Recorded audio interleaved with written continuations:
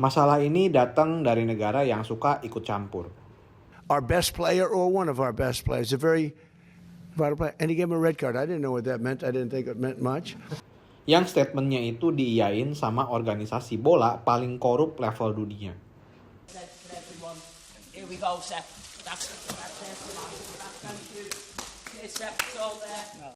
Jadi paham kan kenapa kombinasi mereka tuh kayak soulmate.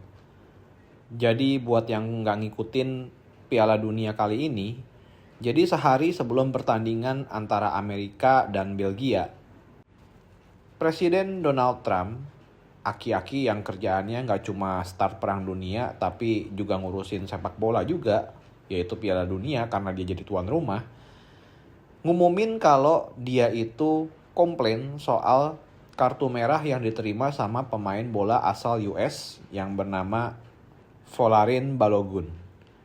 Ini orang itu striker andalannya tim Amerika Serikat yang udah ngeskor cukup banyak, yaitu 3 gol, dan buat Amerika itu cukup achievement ya.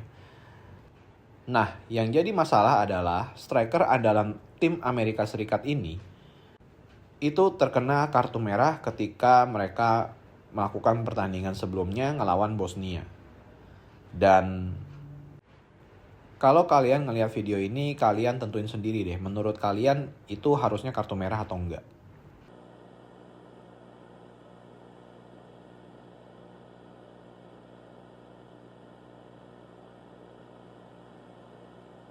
It's important for me to say, obviously, first and foremost, it was totally unintentional, which I'm sure a lot of people know.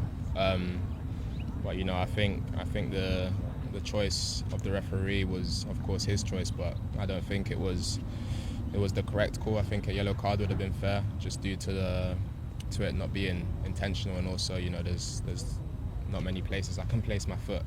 Kalau menurut gue sih kartu merah ya, karena dia itu bener-bener nginjek kaki si pemain lainnya ini, bener-bener bisa bikin ankle banget itu kelihatannya. Bener-bener bisa bikin injury, dan walaupun kelihatannya nggak tahu apakah ada intensi sengaja atau nggak sengaja, yang namanya pelanggaran itu udah terjadi ketika ada kontak fisik yang jelas, dan itu juga udah lewat VAR juga gitu, jelas.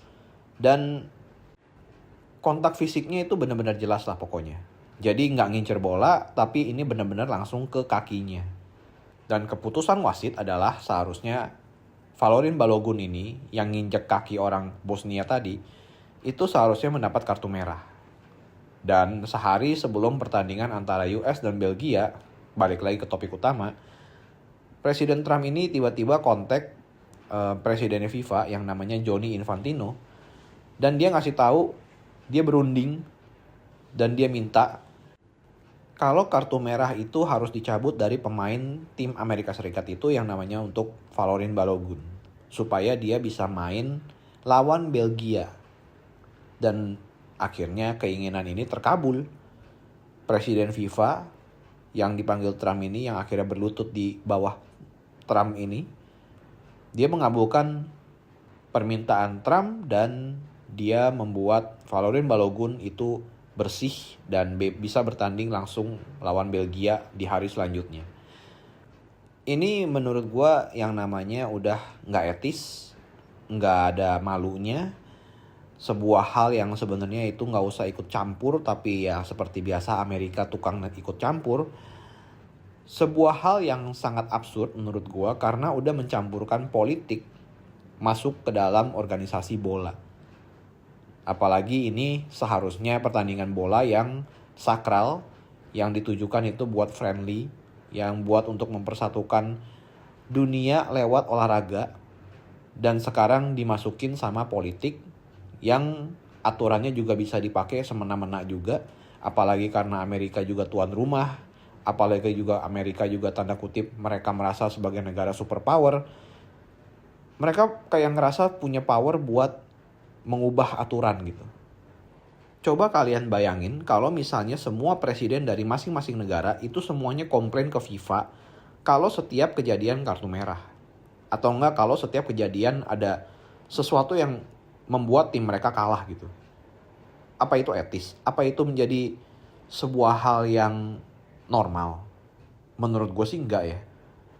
Dan menurut gue karena aksi dari Amerika ini malah membuat jadi celah buat negara-negara lain untuk melakukan hal yang sama kalau ada sesuatu yang terjadi buat tim mereka. Menurut gue juga nggak salah sih, karena ya itu wajar karena ada Amerika yang udah melakukan ini duluan. Jadi Amerika adalah teladan yang bisa diikutin untuk berbuat curang. Atau untuk berbuat untuk menjegal bangsa lain supaya nggak menang aja gitu.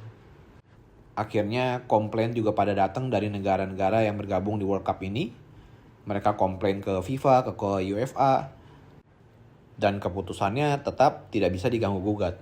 Alias FIFA tetap membatalkan kartu merahnya Falorin Balogun.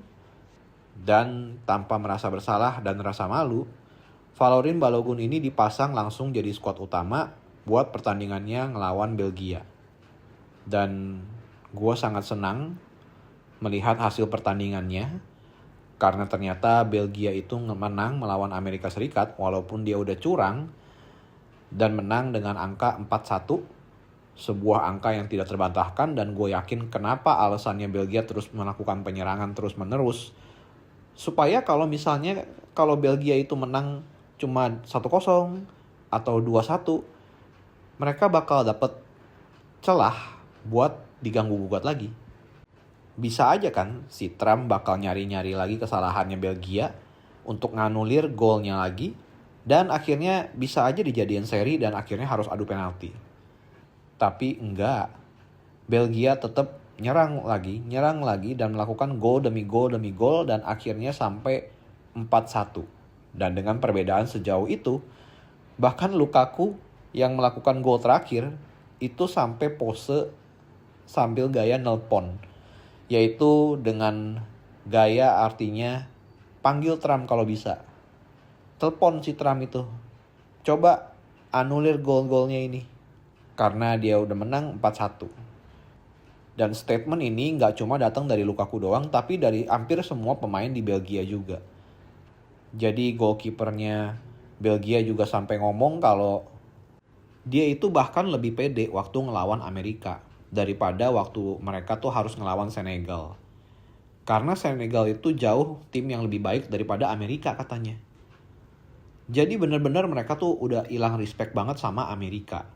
Dan setelah pemain Belgia ini masuk ke dalam locker room dan melakukan selebrasi kemenangan, mereka itu melakukan selebrasi dengan melakukan Trump dance, yaitu dansanya Trump yang suka dilakukan kalau dia lagi seneng atau dia lagi nggak jelas gitu. Ini sebenarnya sebagai suatu ejekan, jelas banget ini sebuah ejekan, karena mereka udah kesel banget sama Amerika. Tingkah lakunya tuh bener-bener udah parah banget. Bahkan setelah Amerika kalah pun ini, Trump juga ngepost di tweet sosialnya kalau dia ngasih tahu, dia nggak tahu bercanda atau bener ya. Dia bilang katanya kayaknya Belgia tuh dalam 2 minggu lagi bakal ada nuclear weapon. Yang mensinyalir kalau sepertinya Amerika harus menyerang Belgia karena dia itu bisa punya kapabilitas untuk punya nuklir. Sama kayak narasinya waktu nyerang Iran kan. Jadi Amerika ini udah benar-benar main sama api demi mempertahankan posisinya sebagai superpower. Apalagi bukan Trump doang yang ngomong kayak begitu, tapi para buzzer-buzzernya juga pendukung Trump, influencer para maganya ini, yang benar-benar udah kayak jadi sekte, itu malah ngebanding-bandingin Belgia sama kota-kota atau negara-negara bagian yang ada di Amerika.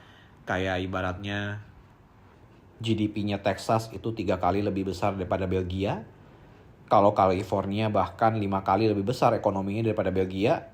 Dan bahkan negara Belgia katanya nggak punya mata uang sendiri.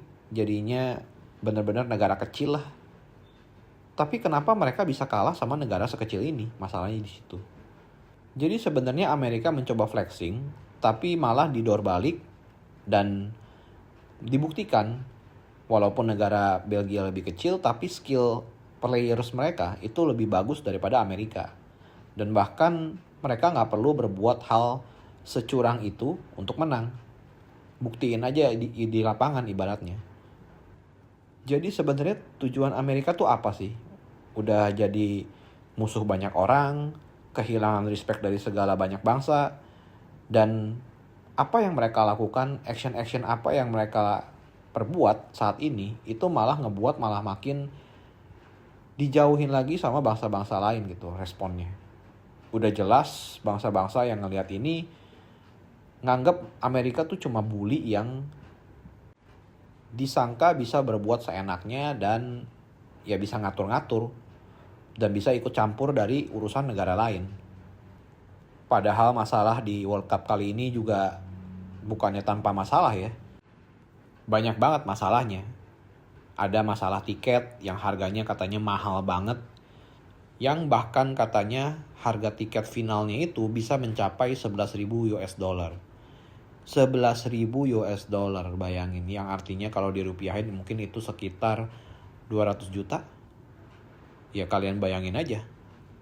Belum lagi kalau penonton-penonton World Cup itu pasti datangnya dari banyak negara ya. Karena mereka ingin mendukung negaranya sendiri. Coba kalian bayangin transport dan akomodasi yang harus dikeluarkan sama masing-masing para pendukung sepak bola ini. Tapi ketika mereka berusaha masuk ke Amerika, visa mereka ditahan. Bahkan mereka bisa diserang sama ICE karena dianggap imigran ilegal, padahal mereka itu supporter doang. Padahal lagi World Cup juga. Tapi malah di-treat dengan tidak baik. Dan juga gak cuma itu masalahnya, tapi baru-baru ini dengar-dengar katanya di stadiumnya di Meksiko, di situ pihak yang berwajib itu menemukan mayat di dalam sebuah mobil yang udah membusuk, dan itu lokasinya deket latihan tempat Iran National Team buat latihan. Coba bayangin kalian lagi emang benar-benar fokusnya untuk main bola, tapi tiba-tiba malah nemu kasus. Apalagi deket Iran gitu. Emang kayak sengaja ya. Belum lagi kalau kalian ingat di masalah awal-awal mulai pertandingan Piala Dunia ini, yaitu tim nasional Inggris yang mengalami perampokan, yaitu locker roomnya mereka itu akhirnya dirampok. Dan barang-barang training mereka itu harus hilang. Lucu sih. Gue tahu kalau Amerika itu safety levelnya emang parah ya. Tapi ini malah terlihatnya jadi kayak sabotase. Dan gue yakin masalah-masalah lainnya juga adalah. Dan mungkin bakal muncul lagi ketika Piala Dunia ini tetap berlangsung.